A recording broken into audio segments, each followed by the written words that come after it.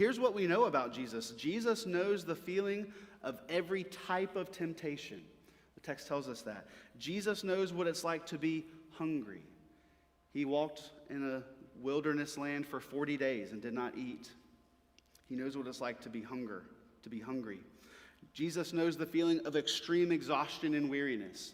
I think of parents and moms in the room who maybe homeschool their children. They are watching their younger ones all throughout the day, and they're just weary and they're exhausted.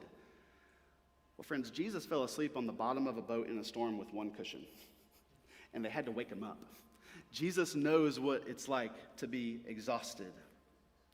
Jesus knows what it's like to be poor. Jesus said the Son of Man has no place to lay his head. Foxes have holes and birds have nests, but the Son of Man has no place to lay his head. He knows what it's like to be poor and to graze the wheat fields in Israel for food.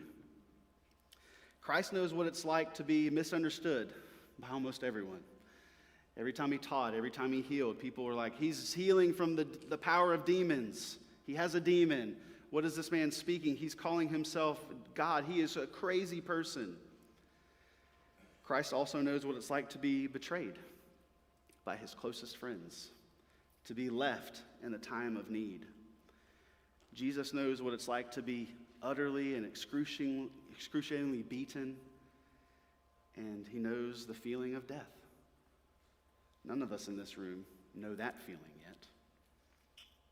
And so Jesus, our high priest, is able to sympathize with our weaknesses. He's able to walk with us. He knows what it's like to be us.